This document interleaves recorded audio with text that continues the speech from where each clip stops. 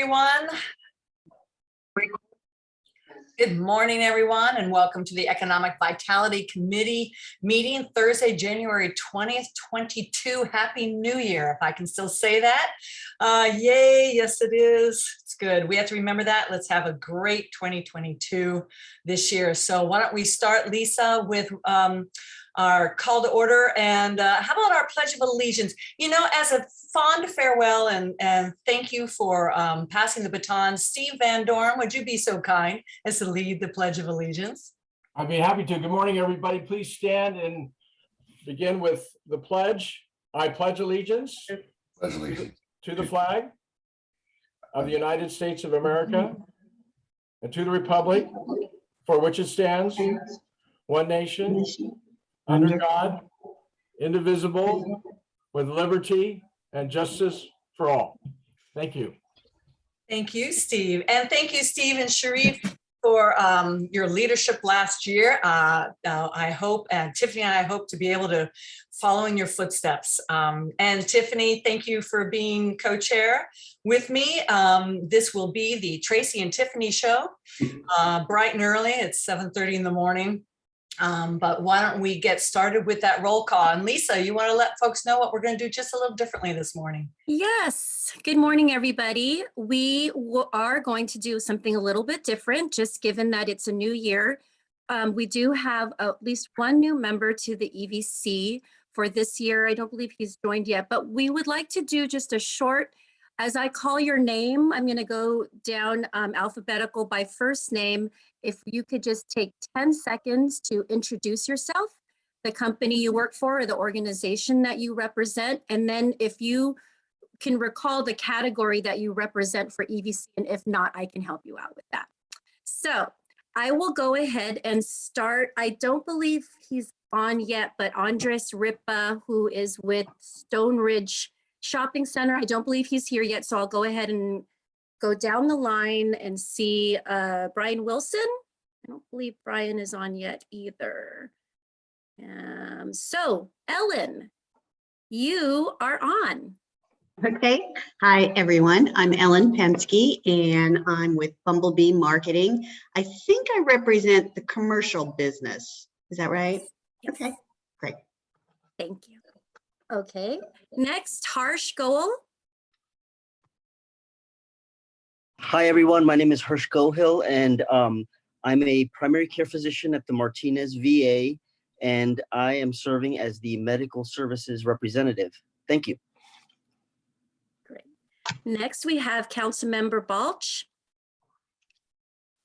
Good morning, everyone. Yeah, Jack Balch, and I represent the city of Pleasanton as your council member on this. And I believe the alternate state is Julie Testa, just because we just did committee assignments. Okay, so Pam's giving me the heads up. I am an employer. We're based in Hayward, so just as a quick note, and we're typically in the commercial real estate business. So that's generally me outside of the city role here, but thank you very much. Great, thank you, Jack. Next, we have Board Trustee Kelly McCaughey. Morning, everyone. My name is Kelly McCaughey. I'm a trustee for the Pleasanton Unified School District.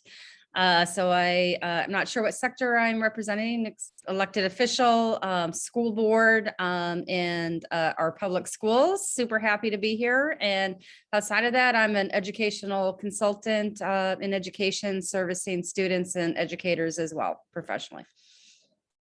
Thank you. Next, we have Laura Brooks. Hey, everybody. I am the interim executive director for the PDA round 2. It's like riding a bike, or so they say. And I'm assuming we represent nonprofit organizations. Well, so you represent our business organization, the PDA. Yep. Perfect. PDA. Yeah. Okay. And I don't believe Michael is on. Next, we have Rina Gupta. You know what? Okay, good. You're able. As long as you can hear me and there's no disturbance, I can just say a few words. So hi, I'm Rina, and I am a founder for now a recently coined nonprofit called Mom Relaunch, where we help women who are on a career break get back into the workforce. And I have been in the workforce development industry, and my passion is to help people figure out what they really want to do and achieve work-life harmony. So that's where I specialize in. I believe I'm in citizen at large. That's correct. Mhm. Yay, I got it. Thank you, Rina. Next, we have Roderick O'Brien.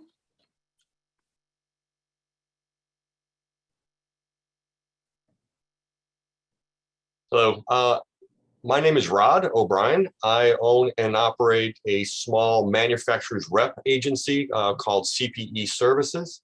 And I believe that I represent the green economy or environmental industry for the EVC. Yes. Thank you. Next, we have Sharif Madavi. Good morning, everybody. Sharif, I'm longtime Pleasant resident. I represent medical technology. I run both my consulting practice to medical device firms and a local business, the Laser Eye Center of Silicon Valley, which has a facility right over on Stone Ridge Mall by the mall. Great. And thank you, Sharif. Next, we have Steve Baker. Morning, everybody. My name is Steve Baker. I run a consulting firm, Baker Financial Consulting, providing part-time CFO services to startup companies. And I represent high tech. And I'd like to say, welcome back, Laura. It's good to see you again. Next, we have Steve Mcclay Thompson. Hi, I am the executive director of PPIE, which raises funds and does programs for all of our Pleasanton schools. And since I'm clearly not busy enough, I'm also been the co-founder of this new community foundation called Three Valleys Community Foundation.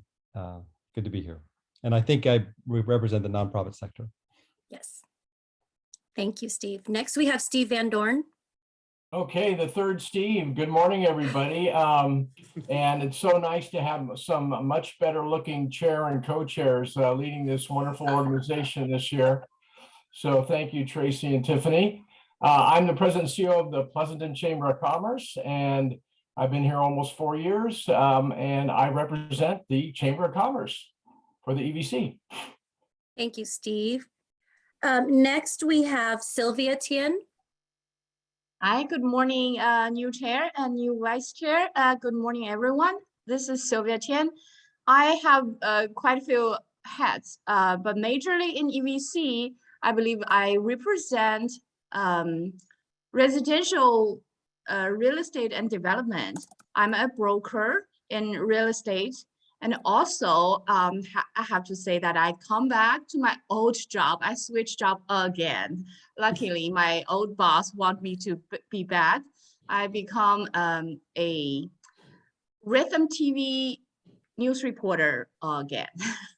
So I was news reporter back in China, mainland China, in the biggest television, CCTV, China Central Television. And later on, I was here in United States doing reporter for another 15 years. So right now I've come back to my reporter job, which I really love. So yeah, that's me. I represent still real estate, I think, in EVC. Great, thank you, Sylvia. Next, we have Tiffany Cadret. Good morning, everyone. I am Tiffany Cadret. I'm the Marketing and Communications Manager and representing the Alameda County Fairgrounds in our business and community representative sector. Happy to be here. Great. And then next we have our chair, Tracy Farhad. Yes, and thank you. You pronounced that beautifully, Lisa. I just had my 2-year anniversary representing Visit Tri-Valley in the tourism sector. So it's great to be here with everybody. And next we have Will Dorlick. Good morning, everybody, and welcome to 2022. I am the president and CEO of Realty One Group today, serving the Tri-Valley with an office on Main Street, the pot of gold right at the bottom of the Pleasanton sign. And I thought I was representing residential real estate, but Sylvia does a great job at it. So let me know what I'm representing. You do, Will. So you okay. represent residential real estate as a broker, and then Sylvia is as a developer. So you both have it. Oh, right. okay. Good. Yes. Right. And then I Fantastic. would like to have council member Julie Testa introduce herself. She's just joined. You're on mute. Oh, there you go. Actually, I was watching you guys from the other side of the, and just moved over. So good morning. It's been a while since I've been able to join this group. So I'm happy to be here today. I am Pleasanton City Council 3 years in now. So glad to be here. Thank you, Julie. I would like to ask staff, we do have some staff members to introduce themselves, and I also want to ask Amos Nugent from the school district to introduce himself. Yes, good morning, everyone. I'm Amos Nugent. I'm the Director of Adult and Career Education with Pleasanton Unified School District. Happy to be here and serve and support in any capacity, and just look to partner even more. Thank you. Thank you, Amos. And then if I could ask Miss Pamela to introduce herself. Awesome. Good morning, everybody. Pamela Ott. I can't believe it, but I have been liaising with the EVC for 18 years now. So have loved all of it and watching people sort of move through the committee and stay here for a number of years. So thank you for all your service. I am currently serving as the city's acting assistant city manager while we go through recruitment for a new city manager here. So thanks for being with us this morning, and I'm looking forward to our conversation. Thanks, Pamela. Kaylin, can you please introduce yourself? Good morning, I'm Kaylin Gavigan. I'm the office assistant for the Economic Development and Housing Department. And I just started last year, so nice to see you all. Great. And then lastly, Megan Campbell. Hey everyone, my name is Megan Campbell. I'm in the planning division. I don't normally attend these meetings, but I'm here today. It's good to see you all bright and early. Wonderful. Thank you. We all did great, I have to say. You all you took for less. that. Yeah, that was awesome. And just briefly, I'll introduce myself. I'm Lisa Adamos. I'm the Economic Development Manager with the city. I have the pleasure of working on a daily basis with Pamela and Kaylin and Megan. And so happy to be here at 7:30 a.m. with all of you. And thank you for doing that revised roll call. I do want to, before we get started, I believe, Tracy, we were going to do a little bit, was this the time that we were going to do a little bit of intro on sort of right after, if there are any agenda amendments? Yes. No agenda amendments from staff. Okay, great. And then did you want to show the council work plan? Yes. So we just get a little refresher. Yes, exactly. So a little refresher for our group. I wanted to mention that as you all know and have experienced, some of us have, most of those who have been on the EVC for some time now, every 2 years after a general election, our city council develops their work plan. And so within that work plan, it creates a roadmap for our city on projects, how the budget is prepared, and different initiatives. And so some of the focuses on there, there's several focuses, and one of them particular for the Economic Vitality Committee is the economic development priorities. And so last year, after the election, the EVC went ahead and created these priorities. And so these are currently our priorities that are in the city council's 2-year work plan. So we're in the middle of the 2-year work plan. Next year, we will go ahead and do a new work plan. A lot of the priorities continue to be on there. And so I did want to share these with you so that everybody understands sort of what our focus is and some of these items, what we'll be working on this year. So as you can see, I believe we have a few here that you're all familiar with and that we've brought to some of our meetings last year.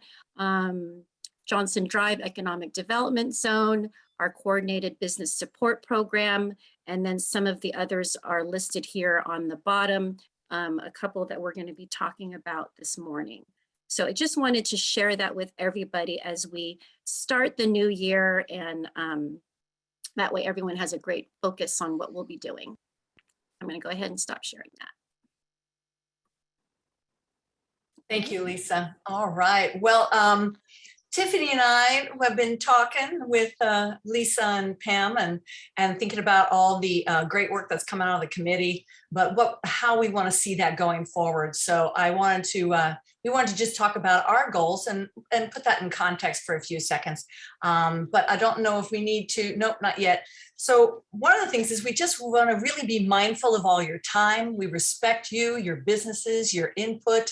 We want your input. I'm not a teacher, Kelly, nor have I been in the educational world, but I'll tell you, I do like to call on people from time to time because it's fun to actually get to know you and get to hear your voice, because I think everyone has a voice worth hearing. Wouldn't you agree, Tiffany? Absolutely, Tracy. And we also want to just, again, along the mindfulness time of this, is have this committee do the best work that it's intended to do. And that's, bringing your advice, bringing your input on here so that we can take it back to the city council. And it's so nice to have both representatives from city council on the committee call today. So we just want to set that stage a little bit.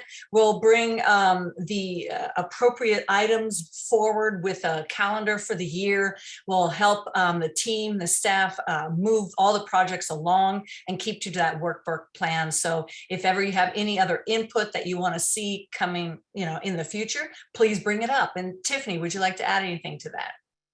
I think you touched on all of the points, Tracy. I appreciate Lisa sharing our work plan that really are our goals and focal points for this committee.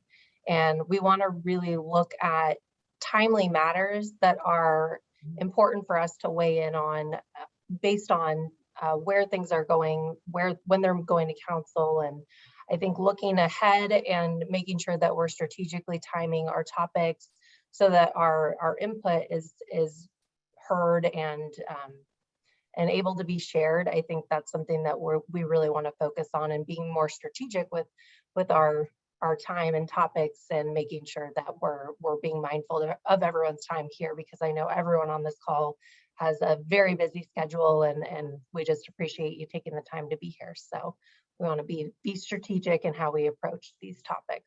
Yeah. Thank you. Okay, does that sound good, Lisa? Can we move on to the consent calendar? And if there looks like approval of minutes, why don't we start with, is there any public comment here today?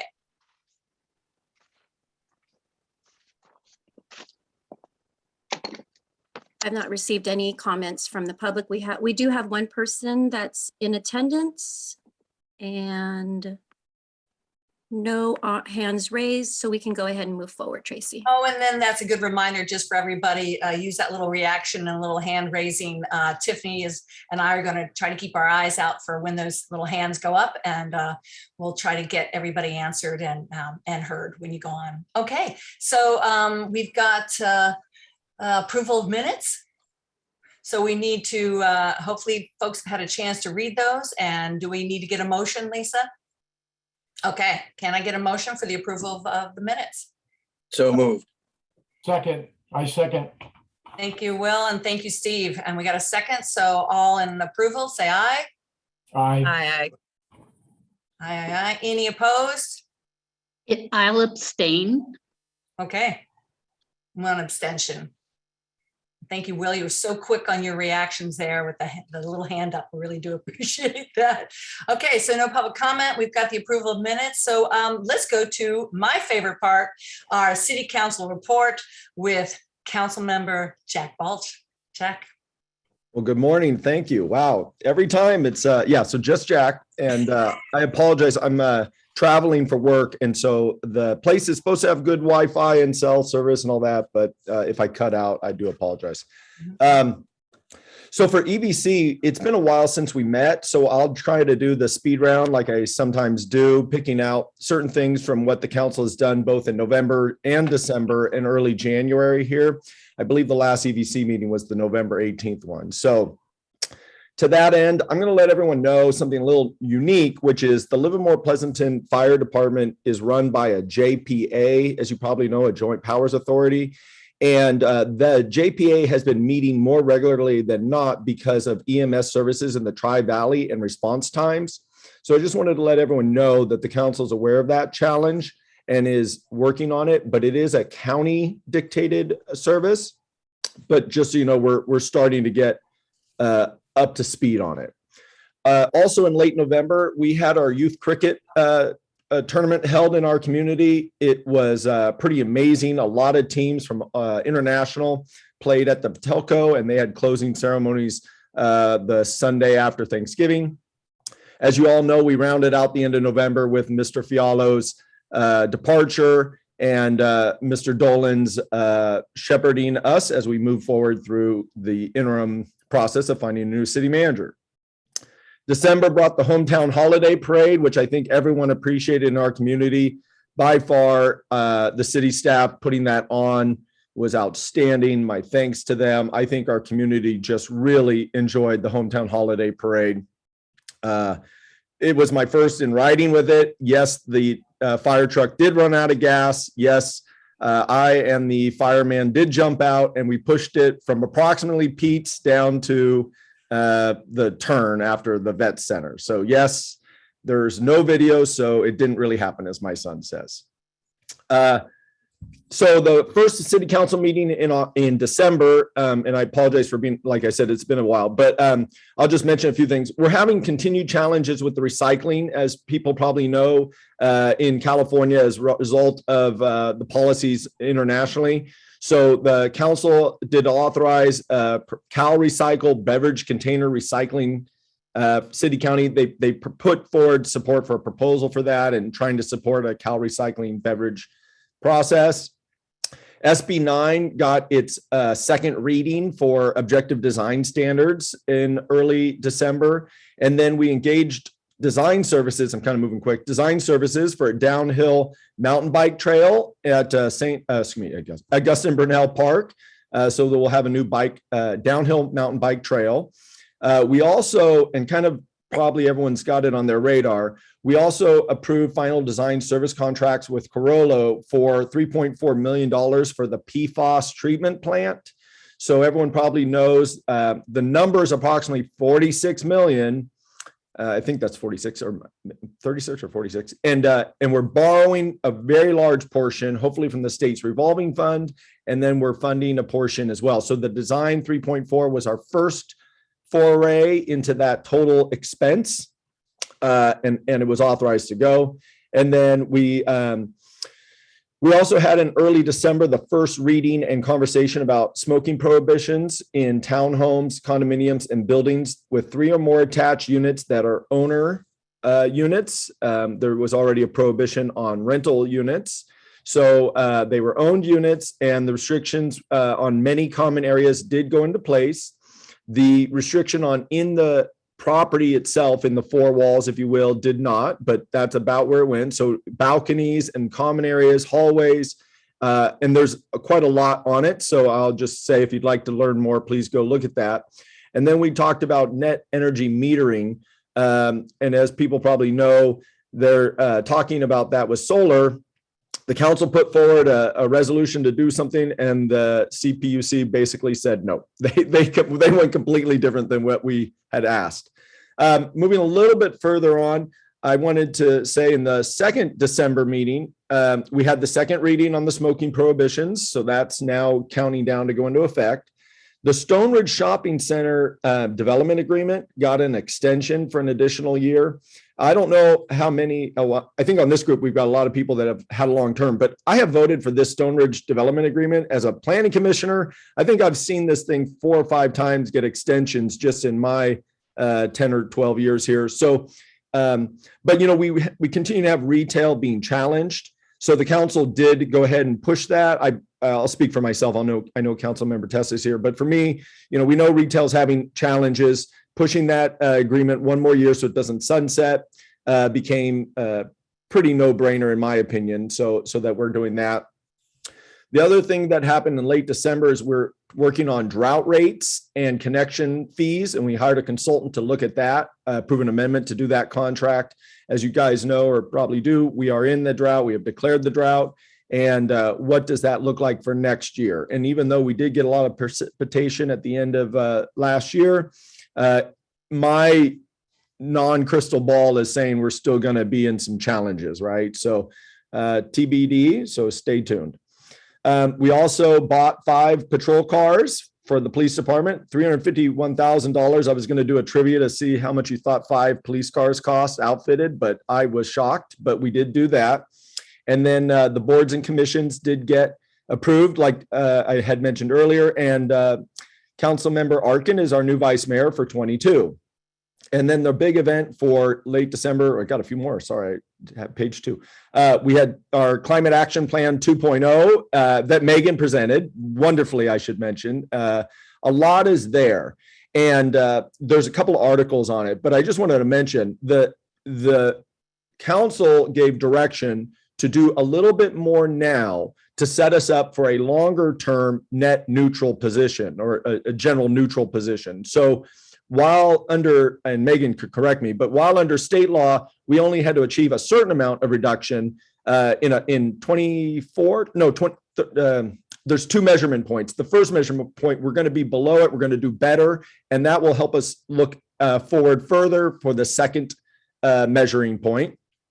But the rubber meets the road when we go to the ordinances. And as you probably know, a lot of recommendations came out of this group about incentivization versus the hammer to make electrification a reality. And that was carried forward. So I really appreciate everyone's comments to help us get to that.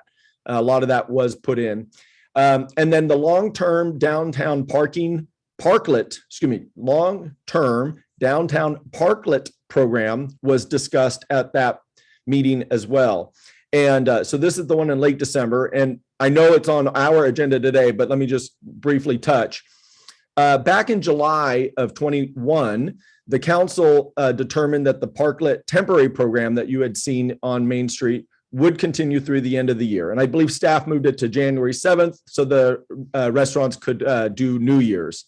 Then in December, after the Planning Commission had worked with staff to come up with recommended design standards for a long-term program, in December, that moved to council, and council confirmed with some alterations. I bring that up because then in January, there were some clarifications, and it came back in our first January meeting for this long-term parklet program. One of the things that came out of that third touch in early January, moving to that, is the size. And what the reality is Mr. Tassano, our traffic engineer, talked about the wheel stops and how to make sure you're safe when you're in a parklet, right? And so staff did a great job between the last December meeting and early January meeting to go measure. And we were able to make them wider and potentially longer at the direction of the Director of Community Development. And I don't want to steal Megan's thunder, so I'm going to stop there on parklets. But there was also direction given to look at how to help our restaurants and retailers just with the costs and burdens of that. And I think that's going to be our main event today. Also in January, and just please spread the word, is district elections. So the council has now begun its prescribed under law process for district elections, moving the city to 4 districts and the mayor at large. So I want to just make sure everyone's aware of that and everyone thinks about it. If you would like to submit a map today at 5 p.m., I believe it's 5 p.m., is the deadline, because the demographer is going to then translate them and bring them back at February 3rd. You can still submit maps after that, is my understanding, but they won't be in the initial process. So they would have to be more compelling, from my understanding, to kind of go back and put them in. Whereas if you can submit today, that is really the deadline you should be thinking about. If you've got a map, try to submit today. It's real easy to submit. It's all on the city's website. You can just email a picture of the map if you want, or you can use the tool. There's lots of options, but we would like everyone's input on how to do this. I will reserve comments for side conversations as to if we think this is a good thing for Pleasanton or not, but you're welcome to go watch the council's opinion of this whole process. Excuse me. And then, like I said, in January, the long-term downtown parklet program made its third appearance. And then just the council meeting we had on Tuesday, the 18th, we renewed the Tri-Valley Tourism Marketing District. So that was, I saw that on the agenda. It was on consent, but it doesn't mean it was minimized in any way. And we also went, I talk about a few things, but I also try to pick out things so general. But the sewer collection system, no one ever thinks of the sewer, it just goes down the pipe. But we also approved about $500,000 to map the sewer system and the lifts in town so that we can evaluate and confirm capacity as we look at housing in the future and what that will mean. District elections came up again on Tuesday. And the question about whether to split Main Street, whether to split neighborhoods or not, it's not easy. So I'll just tell everyone you should, consider watching that. Sidebar, my personal opinion, when I used the tool, I was shocked about how neighborhoods may have to be divided, that I would have presumed by initial blush, they would have always stayed together. So, not quoting me here, but if Birdland had to split, wouldn't that be a little odd? And so when you kind of think about them all, it gets a little tricky based on the population densities in town. So just please go think about looking at that. The next thing we also had was, still going on the last meeting on Tuesday, was we discussed a local control initiative. And we discussed it in detail because there's a lot there. I will just also say, go watch the meeting. It's a full and frank conversation about all of that. If you're interested, in the end, the council respects the voters' rights, and the basic comment was no position, no endorsement, except that we want it to be able to go to the ballot for the voters to decide. And maybe Ms. Tessa or Julie can summarize further if she has other. And then the other thing I'll mention is the housing element was supposed to be on the 18th of January to start us off. We are at the point where the sites will be put in for the EIR evaluation, and then staff will go back, do the EIRs, and then we will ultimately determine the sites for the housing element. Well, both Councilmember Testa and I have our primary residences within the magical 500 feet of a potential site. There are 29 sites, so obviously it's spread throughout town. It's our primary homes, each of us. So we each wrote an FPPC letter. My letter and Julie's were written in early December, and typically they're supposed to get them back in 21 days, and I'm sitting at January 20th, and I don't have mine back. So we're having a little challenge because we need that letter to know just by the way the advice we're getting from different groups is. So, and then we rounded out the last of the meeting with the community benefit organization conversation. And in short, there's some direction to look at if Three Valleys can be funded for their group, but also possibly directing the Human Services Commission to look at what other ways we can support our nonprofits, which the city relies on to provide direct services to residents, which is something that we realize there could be a gap.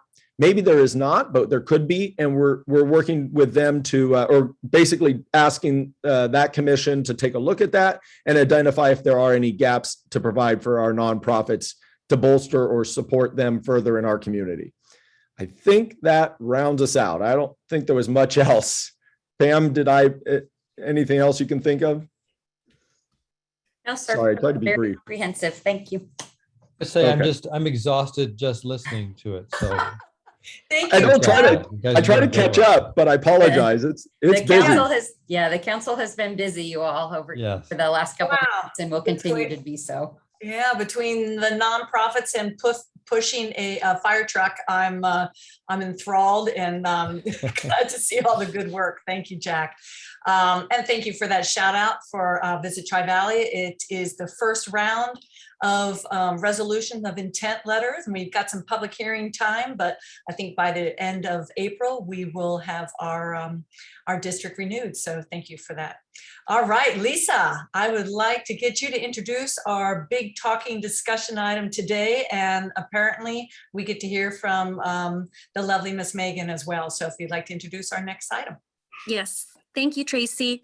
So we, as Councilmember Balch mentioned, the topic of the Downtown Parklet program has come to council a few times in December, July, December, and then just more recently in January. So Megan is going to provide an overview of the Parklet program. And then what we'd really like to ask for EVC is your feedback on the proposed grant program, which I will be presenting after Megan. And so I just wanted to go ahead and just lay that out and preface the conversation that the Parklet program has been voted on and approved by the council.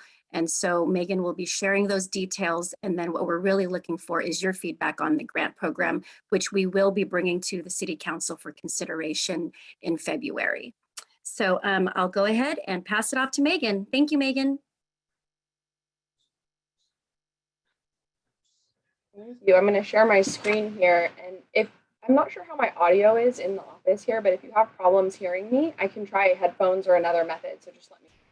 Megan, this is Pam. It is cutting in and out. I don't know if your proximity to the, thank you. That way everybody can well hear your comments. Let's try this. Is this a little bit better? Or yes, ma'am. Okay. Thank perfect. you. We'll go with this. So let me get this set up here. Okay. I'll go ahead and share my screen. All right. Can everybody see this okay? And I'll go full presentation mode. Okay. So as Lisa mentioned, I'll give some details at a pretty high level of the Parklet program that was approved by the council, and then she'll jump into the grant program details, which we're really looking for feedback on today. So I'll start with a little bit of background on the program, and Councilmember Balch touched on this as well. But throughout COVID, the city allowed businesses to expand dining and other activities into the right of way.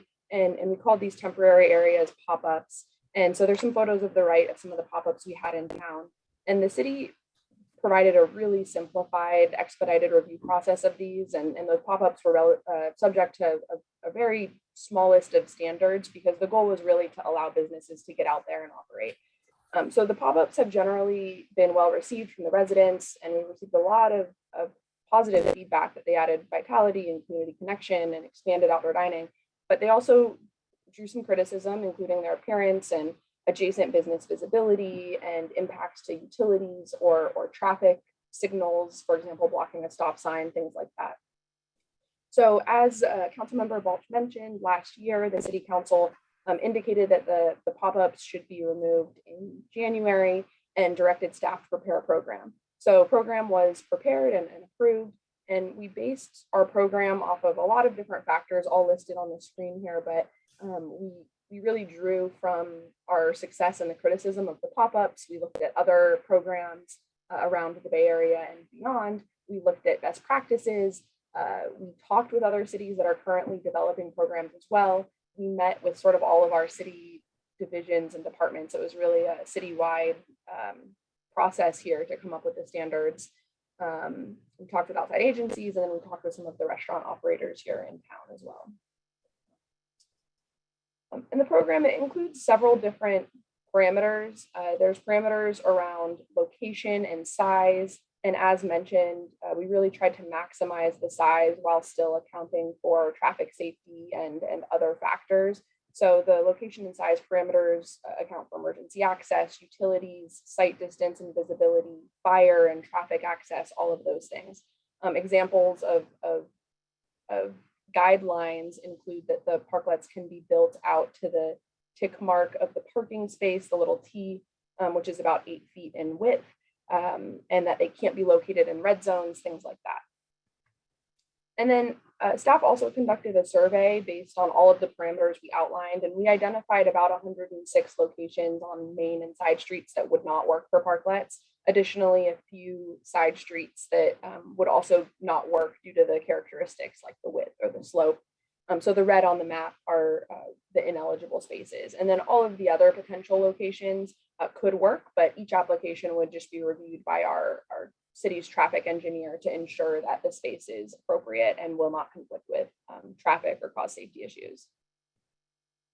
So in addition to the size and location, there's several design parameters built into the program to account for accessibility, safety, the aesthetics, and maintenance. And Examples are that parklets would need to be provided on a platform, so no tables directly onto the street. And then the platform has several standards, including that it would need to be flush to the curb and that the substructure would need to account for drainage, things like that. And then there's two sort of design paths forward for businesses that were approved, and both options would need to comply with the design guidelines outlined. Option one is a design review path, and that process will take a little bit longer and require a little bit more investment from the businesses to prepare and develop the plans, but it allows more flexibility to use parklets that may have already been designed that fit our guidelines. And then that application is opening up next week. And I'm actually meeting with Laura tomorrow to give her some of the forms and guidelines and everything to distribute to the businesses. And then I'm here in the office, as you can see, so I'm available to meet with any businesses that want to talk through any of the requirements and help them through the process. So we're hoping to see some businesses come in as early as next week. And then the second path forward is using sort of a city designed pre-approved parklet. And our idea here is to actually prepare the construction documents and provide those details over to businesses. And it makes it really easy for them to just take those plans, pop over to the local hardware store, buy the supplies that they need, and perhaps build it themselves or hire somebody local to build it for them. But the idea would be to streamline the process. They don't have to go through the design review step, just an encroachment permit, and it would save sort of costs and time. And that we're hoping is available toward the start of April, but definitely sometime in the month of April. And so in addition to the design, location, size, all of those parameters, there's other considerations built into the program, largely around operations, for example, hours of operation. I did want to call attention to the lighting. Extension cords extending across the street aren't permitted, and that's a fire code issue. So no extension cords, overhead or on the ground. Really only solar or battery operated lighting will be allowed. And as part of our pre-approved parklet, we're hoping to identify some potential lights that people could just go buy off the shelf and install that meet our requirements here. And then council also supported investigating the feasibility of actually connecting directly to our city streetlights. So there might be a potential for hardwired power in the future, but that's sort of a larger CIP project that we need to look into to see if it's an option moving forward. So that's something that our operations services department will look into in the coming days. And sort of the last consideration and piece of the program is sort of the maintenance requirements that we've built into the program. So our operations service department, they actively maintain the right of way. That includes some of our utilities, the streets and the trees. So there's several elements of our program built in to address this necessary maintenance, including that applicants would need to maintain the area in, around, under the parklet, keep it free of debris. Another point is our tree maintenance. So our city operations services department, they trim the trees annually, and that's essential to avoid limb failure and to monitor the health of the trees.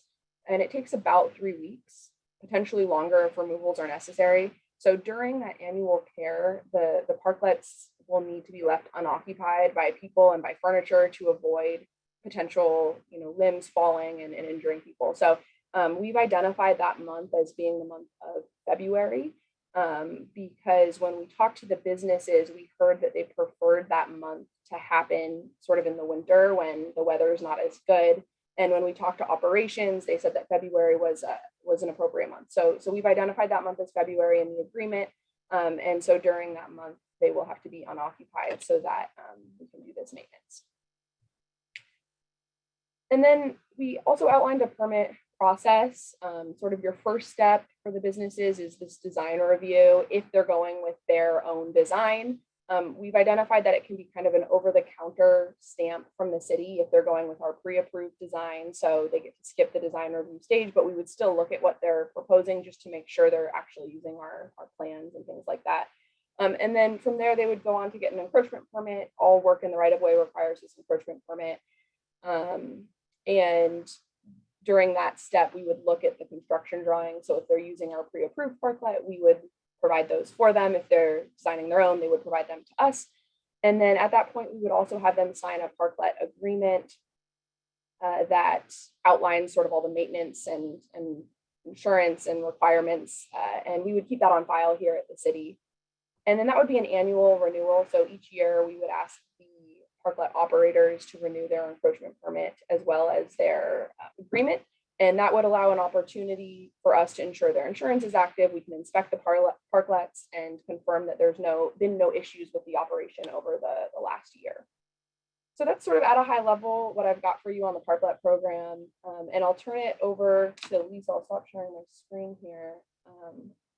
I don't know if Lisa wants to hop right into the grant outline or if we want to open it up for questions, but I'll stop talking. I thought that maybe before we jump into the grant program, that if anyone on the committee had any questions for Megan regarding what she just presented, that we might want to do that right now. Great, as you're getting your little hands ready to ask. Oh my God, Ellen, you are fast. Okay, go right ahead. Right. So I had a question sort of related to the parklets, but what occurs to me is possibly closing the streets. You know, so has there been any discussion? Is that a separate discussion? Because, you know, as you're thinking about the design of the parklets and everything, it seems like almost a natural to close those streets downtown so you can walk through. So is that part of the discussion? Is that separate, or does that come up? Separate discussions. And Pam might want to jump on here. I think that that's something that's coming in the days to come. So I'll let her speak to it. Ellen, are you thinking as we did in the last 2 years over the summertime? Or are you thinking permanently? Because those are two different topics that have actually been discussed. So permanently, the idea of closing Main Street comes up generally when we review the downtown specific plan, and that was not incorporated into the most recent downtown specific plan. So if you're so fundamentally, I've heard 1 or 2 comments in the community that we should entirely shut down Main Street all the time, and that is not the direction that we've decided to go when we did that downtown specific plan update. But if you're asking about something that feels like what we did in the last 2 years, closing the street on the weekends, that is a brief updates I'll give to you today, and that will come to the council for future consideration. Well, actually, I was asking about both. So I'll listen about the summer one and then the permanent one. That was, I was just thinking when that downtown plan was talked about and everything, that was way before COVID. Is that right? So things were very different then when those decisions were made. So I'm wondering if that could be brought up again at some point, you know, to close it permanently. I think just a thought. I will take that under advisement. You know, this comes up every time we talk about a downtown specific plan, and I know that there are reasons why people suggest it and why they like it, and then there are a lot of other reasons that keep that decision from being made. Right. So we're not going to talk about that today since we didn't agendize it. But thank you, and we'll note your interest and your comment in that. Thank you, Ellen. Steve Mcclay. Thank you. Yeah, I love the parklet program. I'm also thinking about a potential unintended consequence, which is that it does increase the revenue potential for all these venues, which makes those places more valuable. And therefore I could see the landlords raising the rent because there might be more demand for those spaces. And I was just wondering what the city's position is with respect to, is it very much a hands-off approach that whatever the market will bear? Or is there some level of, I don't know, guidance or framework to encourage, to make sure that our downtown, which is going to become increasingly attractive, I think, because of the higher revenue streams, continues to be attractive and affordable for these small businesses. Thanks, Steve. I'll jump in. So, the city's role is not in the negotiation of lease rates, right, between tenants and property owners. So I don't want to suggest that we don't pay attention to all the factors that attract businesses to downtown. But as it stands right now, lease rates and the negotiations between tenants and property owners or landlords, we just do not get involved in. That's not the purview of the city at this point. So we take a higher level, more holistic approach. That's And what I thought. I'll sort of add to in terms of, I didn't talk about fees, but there are a few fees associated with this program from the city side. And one of those is a fee to use the city's right of way. For now, that fee is waived. We've waived it for the first year at least. And we're going to check back in with the council about what that fee should be moving forward. So there'll be kind of a bigger discussion around that in the year to come. Thank you for that. Sharif. So Megan, how has city contemplated the restaurants that are not located in the downtown corridor, like the rest of the city, and their ability to do a similar thing to help attract people who feel safer dining outdoors or just prefer to dine outdoors, and they don't have some, elaborate patio built into their footprint already? Sure, and Pam, feel free to jump in here as well, but sort of citywide, we have an outdoor dining permit. People are allowed to apply for outdoor dining, and so that would include on private properties, for other restaurants throughout the city.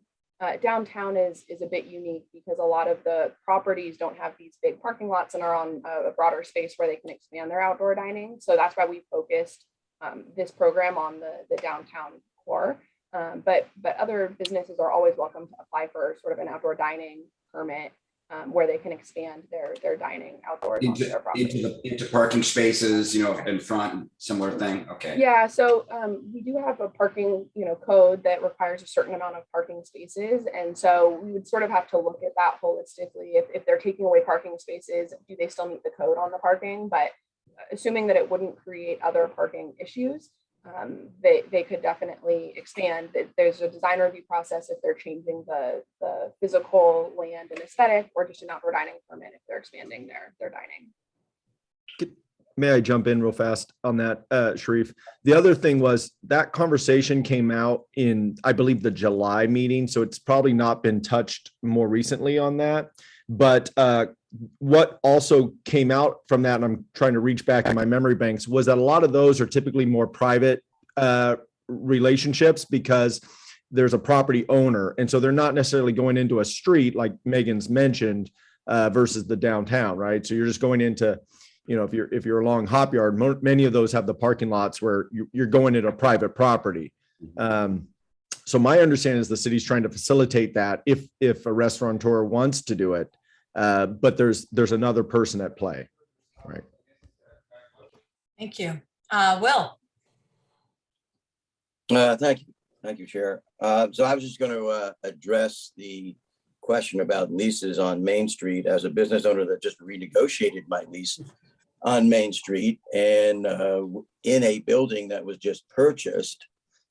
There is a perceived value within the area down there, but there is also a large amount of inventory, which I think Pam can concur with, that is on the market right now.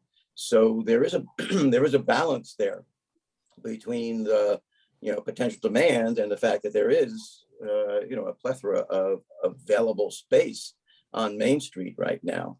So and I can't see the city getting involved in any kind of rent control, and any kind of negotiations in that aspect. So it's still valuable space, but there's a lot of it that's available, both first and second floor, both restaurant, retail, as well as office space.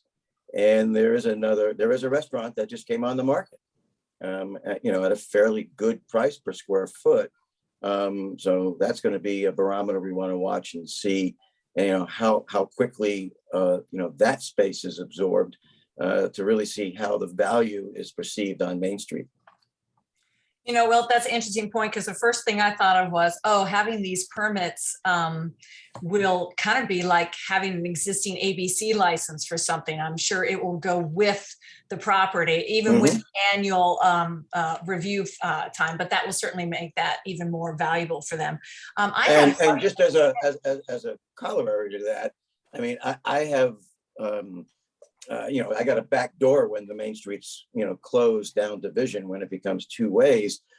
And I have several friends who are either own the business on Main Street or are, work at a business on Main Street that I allowed to park in my parking lot simply because with Main Street closed, they couldn't access their store or, their job. So, there are, opinions on both sides of this.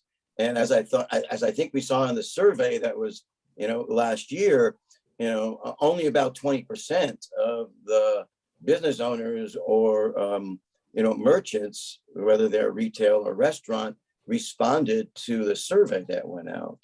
I think it was about 100 out of 500. So, we're not getting an overwhelming endorsement. I mean, there are some people that benefit from it, but there are others that do not see it as a benefit. So there's a balance there. And it's always hard to get all that feedback from everybody. You'll never get 100% anyway. Sylvia. Everyone, I want to bring in my perspective. First of all, I would like to echo Alan's point of view. Probably to rethink of making that a pedestrian, Main Street as pedestrian street could be a good time. Maybe increase our time to block the street. For example, I have been living in Santa Monica, Southern California for quite long. Their 3rd Street was very successful and still attractive street. For every time, if I have any visitor from outside of the state, I will bring them to the 3rd Street in Santa Monica. It's wonderful, and the restaurants flourish over there. And it's similar to our downtown. Downtown has very unique, iconic place or status. Like one night, my friend coming to Pleasanton, I would like to bring them to downtown. So maybe rethink of making downtown a even more days of pedestrian street could help increase the attraction in downtown and safer. Secondly, for the park lot, it's good. It's wonderful to sit outside to have dining experience. But yeah, I really encourage we have a better looking park lot. For example, when I travel in Paris, they have some beautiful park lot over there to increase their street view and then increase the experience of traveling in Paris. So our Pleasanton is wonderful. I think that's so special in the surrounding areas. We don't want to just make them look bad, but we want to increase the parklets, the design and the image, and also increase the experience. So I really support having our parklet more unified, more beautifully designed, and also thinking more of increase the pedestrian time in Main Street. And also vocal about all restaurants in everywhere across Pleasanton, rather than not only in Main Street. I think we should make that more vocal to all restaurants so that we're not only focused on downtown and Main Street. We focus on the whole Pleasanton restaurant to develop, to make better. So that's my point of view. Thank you. Thank you, Sylvia. And I think that those are the points that are being brought up by this parklet program so that there is unified design. Councilmember Testa, would you like to weigh in? Having been very involved during the downtown specific plan discussions, and at the time I was not an elected, but I was very eager to have the discussion about at least exploring the possibility of closing downtown. And now with certainly, parklets were never considered an option. So it is a completely different discussion today than it was then, and probably should be revisited. But my thought is it's not an either or, it's not an absolute or complete, but I like what we could close Main Street one way and Peters the other way, where we create a loop And by doing that, we keep the businesses that want to have vehicle access to their businesses. And we could have angled parking, which would give us more parking spaces in between our parklets. And it would give us more separation from the parklets and the vehicles.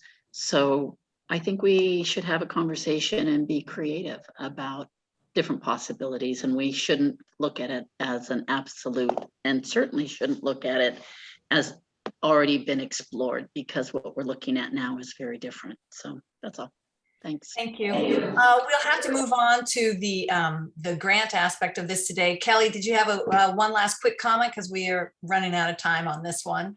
I'll make it super fast. Just, I really echo the dialogue that we've just had from a family perspective, especially for figuring out ways to engage our residents back to downtown through a pedestrian-friendly atmosphere, and including advocating for ways to engage our youth to be downtown as well.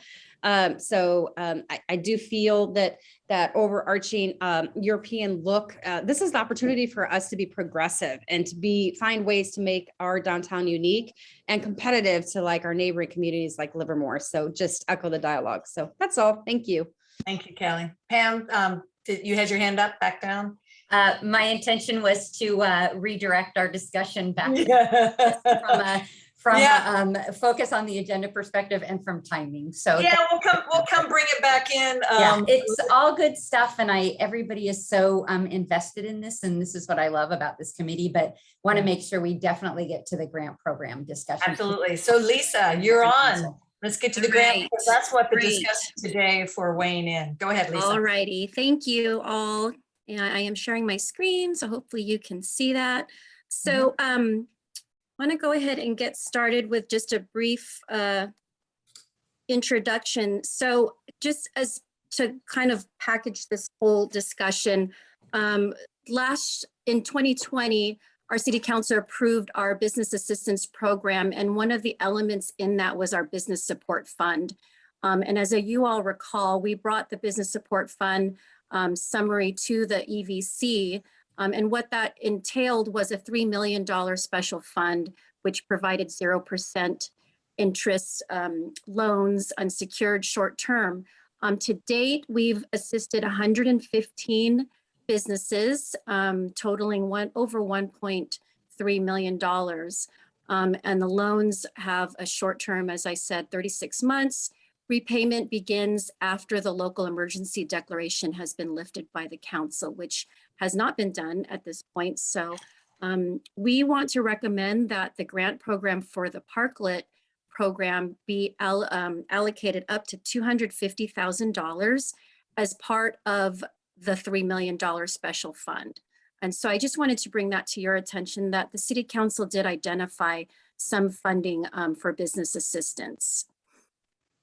And so as we get into the meat of the downtown Parklet program, this is what staff has come up with and what we are looking for your feedback on. So the program will reimburse eligible expenses related to the outdoor development, construction, and operation of a parklet. We are proposing that the grant amount would be up to 50% of the total cost, not to exceed $10,000. In preparing the draft program, we consulted with other cities in the area, including Danville, Dublin, and the amount is very consistent with what's being offered with other cities. As mentioned previously, we would not exceed the 250 total fund amount. Looking at the timing that Megan has proposed with the grant program, or with the Parklet program application coming out shortly, we would time this out based on the approval of those applications. And so we're looking at beginning the grant program on March 1st. Applications would be accepted on a first come, first served basis. We're looking at proposing that the grant program will have an endpoint. And so we are proposing 1 year from the beginning of the grant start, which would be March 1st of 2023, or until the total amount of 250,000 has been exhausted, or a date determined by the City Council. Eligibility requirements and restrictions. So laying out this for the businesses so that they can understand how to be approved. They will have to be an approved parklet by the city, which would, they have to submit the application to our planning department and to engineering in order to get those, the parklet permit as well as encroachment permit. They have to be physically located in the downtown district, possess an active business license, be in good standing, and then be a eating or drinking establishment or a retail establishment. And that would be considered on a case-by-case basis. There are a couple business types that would not be eligible to apply, and this is also consistent with other programs that we have seen in the area. So they we would not approve a corporately owned chain or franchise, or home-based businesses or hotels. Some examples of eligible expenses for reimbursement. So based on the research that Megan has done for the Parklet program, these are some of the expenses or parts of a parklet that would be included. And so furniture for the outdoor parklet, umbrellas, lighting, heaters, construction materials, any physical improvement or construction services, and then lastly, the cost of architectural or design services with a limit up to 5,000. If a business were to use the standard that the city is providing, then that cost is incurred by the city, so they wouldn't have that additional architectural design services. And then we've also listed a few non-eligible items, which would include things like business furniture that's not associated with the parklet, any facade or site improvements not listed as part of the parklet permit, and then lastly, any branded or sponsor type products or structures that are on the parklet. So we've identified a process for the reimbursement of expenses. The grants would be provided as a reimbursement. So the business would have to incur the cost, pay for it, and then we would consider it for a reimbursement. So as mentioned, the business would need to receive their permits for the downtown parklet. They would then, upon receiving the approval email, they would be provided the information on the grant program.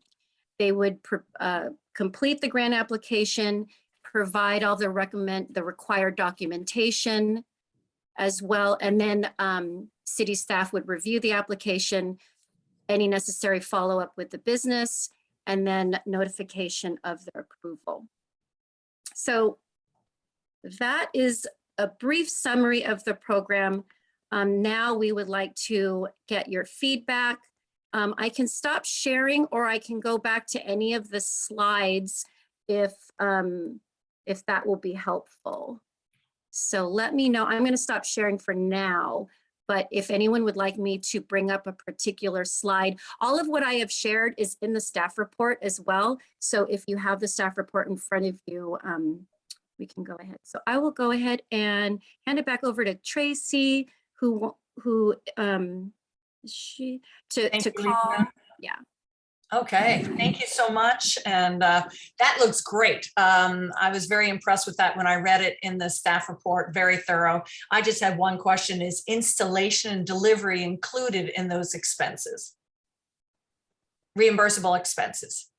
And I only ask that because other grants do not include like delivery or installation, and that can get hefty when you've got things you're building. Megan, can you respond on that? I think that would be included in part of the construction services. Yeah, I think as written right now, it is a potential expense that you could use. Right. So for example, if you're hiring somebody to actually build the parklet for you, those services could be reimbursed as written. Excellent, thank you. All right, Steve Van Dorn, you're first. Thank you. I just want to compliment the staff and the city council for considering this program in the first place. I think it's wonderful. As we all know, several restaurants spent thousands of dollars creating the parklets that they had, and they had to take them down. So I think this will be very helpful. And the question I had was, as the Chamber of Commerce for the City of Pleasanton, I'm a little concerned that we're not including restaurants throughout the city for this. I know that it was already mentioned that some of the restaurants outside of downtown have outdoor patios on private property, but shouldn't they get an opportunity to receive a grant if they're doing something similar that matches these requirements? So I question that to the staff and to the city council. And the other question I had is, how did you come up with the 250,000 as the cap? Because if I understand the presentation Lisa did, there's 3 million left over. Should it be higher? How did you come up with that number? So those are my comments. And again, just thank you so much for putting this together. It'd be very helpful for the restaurants. Sure, Steve, thanks. So the total special fund is 3 million. We've lent out over 1.3 million. So there's roughly about a little over 1.6 million left in the fund. Based on the number of temporary pop-ups that we had in the downtown, I think Megan, you said there were about 20. And so we based about 20 potential businesses that would apply times the maximum of 10,000. So roughly about 250,000. That's how we came up with that number. And then did you have an answer for or just take it under consideration? So noted. Yeah. Yep. So noted. Thank you. So noted. Thank you, Steve. Rod. Yes, I will reiterate what Steve said. This is a great program. I'm glad to see the city council having approved it. Just one, hopefully simple question. The eligibility requirements that were listed up, those are for the grant program only, not for the parklet permit process, correct? Correct. Okay. Thank you, Rod. Jack. Thank you. I'll wear my EVC sitting hat so that I can vote on this if it goes to council, I should say. But I will echo the comment of maybe we should talk about broader for the entire community. So if the parklet program is available to a restaurant not in the downtown, maybe they are potentially able to achieve the grant as well. I will say that as an EVC member and maybe leave it at that so everyone else can add fodder. Thank you. Great. I don't see any other hands raised at this point. Are there any other questions for Lisa, for Megan? All right. I think that was Lisa and Megan. Thank you for the presentation on that. I think the program is an excellent way to get a unified look, to have a standards. Personally, I wish it wasn't for a whole month that it was down. That's only because that month of February happens to be when our restaurant week is taking place. You know, we can work around that. Besides, we'll just shove everybody indoors as soon as it's safe. We'll be happy for that when it comes around. But if there are any other comments on that, we can move to our next item. If we've got 15 minutes, Pam, if you would like to weigh in on the next item. Sure. Hi, everyone. Thought it would be appropriate to give you a brief update on where we are in the Weekend on Main process. Your earlier conversation sort of moved into this territory already, so I think this is really timely.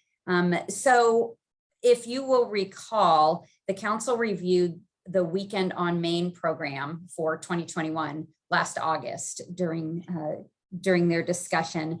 And part of that discussion was to direct staff to work with the Downtown Association and other folks to come back to the council with a framework for what Weekend on Main 2.0, so Weekend on Main 2020 and beyond, what that might look like for the community and for the downtown, recognizing that there's a balance that needs to be struck, right? All of you heard the conversations that were out there in the community.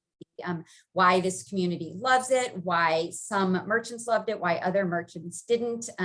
There are considerations for residents who live in the core downtown proper, right, who were struggling with having the closures. And so the council's direction to me was go work with all of the folks you need to work with and hear all those voices and come back to the council with a recommendation for what that framework would look like for Weekend on Main. And so since that time, we had put together an advisory group that included a restaurateur, a retailer, a service business from downtown, a resident who lives in the downtown area, plus a resident who doesn't live in the downtown area, plus some representation from PDA, just to understand what all of their pros and cons and goods and bads and all those considerations we needed to take into account. We worked with that group for a couple months. That group also went and had a side conversation with a group of retailers in the downtown to make sure that we really understood where they were willing to acquiesce perhaps, and what was really important for them that they wanted to move forward and kind of stand firm on from their perspective as a retailer. I know recently the restaurant group has also had some discussion about Weekend on Main and is providing all of that input to the Downtown Association. And so the Downtown Association board is currently in the middle of discussions about what they ultimately think their recommendation back to us as staff and to the city council will be, so that when we bring this forward to the council, we are intending to have this discussion with the council sometime in February, so that the PDA then, with whatever decision gets made, can incorporate that into their annual programming for 2022.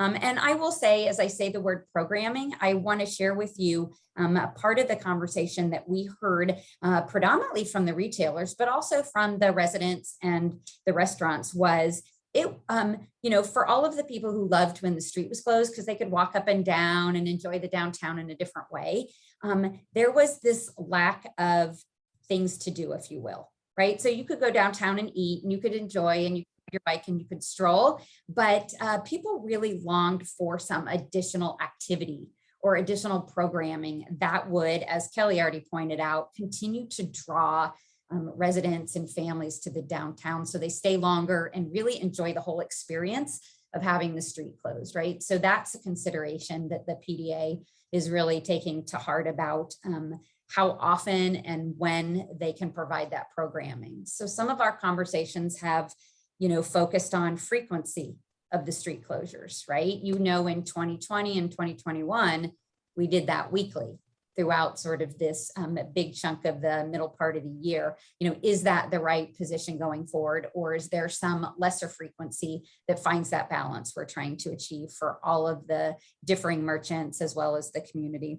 And then there's timing, right? We obviously are open right now, January, February, March.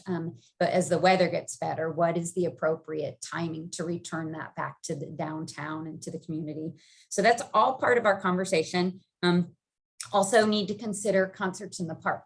People loved that they came back last year on Sunday, but the overwhelming response we heard was it is not the same as our very long-standing Friday concerts in the park tradition, right? And so how do we integrate both weekend street closures and the rush of people that come downtown for concerts in the park on Friday evenings? So just again, that's all part of this conversation. Those are some of the considerations. I'm happy to take input if you want to provide it, although this wasn't intended to be let's design Weekend on Main. This was really intended to be an update to you all to know what the considerations are, how we're thinking about it, and that it will come to council in February. Thank you, Pam. Good. All right. Thank you for that update. And there's a lot to consider around that for how often, when, time of year, et cetera. And it looks like it's good to have Ms. Laura Olson Brooks back, as I'm told, to help lead that as well. All right, Lisa, ready to receive any economic development information or updates? Number 5. Thanks, Tracy. I just want to acknowledge what we've included in the packet, and then just shout out to the Steve and the Pleasanton Chamber on the Economic Drivers video that we included the link. And then if you haven't had a chance to look at the Hacienda brochure, James Paxton, I thought, did a wonderful job on that. So we wanted to share that with you. So that's it, Tracy. Thank you. Thanks. Yeah, those are great brochures, wonderful programs.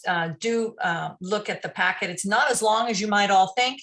It is doable to read before our meeting. So thanks for keeping up. And I just wanted to see if there are any other matters initiated by the EVC here that we wanted to bring up and for things to consider in the future. So any other matters by the committee? Steve. Hello, thank you. Lisa and I talked earlier about some exciting news with Costco. Lisa, would you be okay with sharing that with our group? Thank you. Yes, thanks, Steve. So I received an update from our planning department that the application, Costco has resubmitted their application in December, and so they are under review right now. And so 30 days response on that. And then the 2 hotels have also submitted their applications. So we should be getting some word on that as soon. Pamela, do you have anything to add on the Johnson Drive? Great. Great. Keep waiting for those shovels in the ground. Jack. Thank you. I just wanted to remind everyone, I apologize for usurping it, but districts and housing element are big things on the council's agendas. So as you go forth to your groups and talk with people that you interact with, please ask our public to give opinions on the districts and the housing element, right? It matters. These are big things that affect our community long term. So, you know, I don't try to saber rattle any particular thing, but please try to have people be looking at the districts and the housing element sites. So thank you very much. Council Member Balch, can I jump in and just let everybody know, if you don't already, we do have a webpage set up for district elections. And so if you go to the city's website, it's under Hot Topics, which is on the left-hand toolbar, and then scroll down and you'll see district elections, or it's our URL, cityofpleasanton.ca.gov/district elections, and all of the information thank you, Megan, all of the information that's out there on district elections is living on that page. So you don't have to remember everything. You can just jump there and see what's new, and all the maps that get provided will be by the community will get provided there. So it's all out there for everybody to take advantage of. So look at it yourselves and share it far and wide. Thank you for that reminder. Kelly. So this is just a request that might be coupled with the Weekend on Main initiative, but just a conversation to really help engage our youth and young adults back into our community, more specifically with downtown events, activities. Just think about that, and whether it be a separate agendized item or just coupled in with Weekend on Main, I think that would be a great opportunity to capitalize on for the upcoming summer. So thank you. Good observation. Councilmember Testa. Yes, well, Councilmember Balch did mention that we had a very lengthy discussion about our Neighborhood Voices Local Control Initiative. And I want to just briefly share that the initiative is a statewide initiative, and it is local control. It is not an initiative on housing. It is saying that our local municipalities should be making decisions for our cities, and it should not be one size fits all that comes out of Sacramento. And I welcome anyone who wants more information to contact me. And if you want to sign the initiative, I would be happy. I'm on at Farmers Market almost every week. Excuse me. What? They can watch the council meeting and evaluate it for themselves, but let's not make EVC political, please. I think it is a valid extension of the conversation we had. I disagree. I disagree. And as the sitting member on this committee, I'm asking us to not make it political, please. Yeah. Okay. We won't continue it further. I am also an alternate and also a sitting member on this committee, Jack. Thank you, Julie. Appreciate your input, and Jack as well. We are going to keep this to the committee time. We've got just a few more minutes here. Lisa, you were up before Kelly. Did you have something else you wanted to add? Yes, I just wanted to add that on our city website, we have our the ability for the public to contact members of the EVC. And so we have email addresses that I wanted to just confirm with you all what we are providing in order for the public to contact you. So the email address that you receive the invitation for the meetings will be listed for the public. And so if there is a different email address that you would like me to provide for that listing, I'm going to be submitting the list to our city clerk. And so if you could shoot me an email and let me know if there is a different email. If I don't hear from you, then we will be using the email that we have on file. And that was it. Thank you. Thank you. Well, I don't see any other hands raised at the moment. This is a good lively way to start 2022.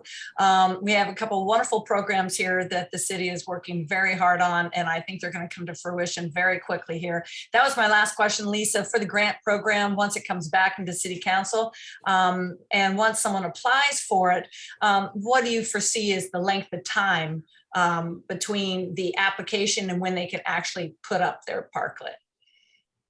Any?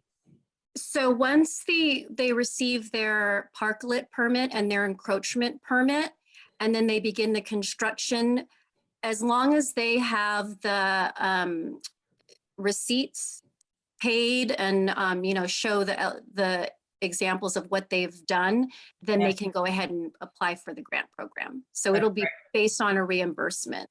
So, and I believe Megan, we're looking at a March time frame. Is that correct? That the parklet program would begin? Yeah, so we're looking to open the application this upcoming week, but the city needs time right now to do street maintenance. So we're doing some work in the streets right now, and then that maintenance is slated to end toward the end of February. And so starting March 1, approved parklets could be installed. That's the target. I think March 1 is a great date. That's my birthday. So that'll be a good day for us to get the program going. And I want to remind everyone to get out and enjoy those restaurants during restaurant week from the 18th to the 27th of February. We're going to keep them nice and busy during that time. Be safe, everyone. We've got a whole minute and a half. Steve, my goal was to try to finish as you did, although I'll work and see if we can get it a whole 2 minutes ahead next time. Tiffany, anything else you'd like to add today before we sign off? Just a thank you to everyone for sharing their input and keeping within our time constraint. I know these are topics that there's a lot that we want to weigh in on. So I'm impressed that we were all able to share and remain under 9 a.m. So that's thank you. Thanks, Tiffany. I got a great co-chair. Thank you, Lisa, Pam, Jack, Julie, and everybody on the EVC. We'll send you out information and we'll see you next time. Thanks so much. All right, have a good one. Take care.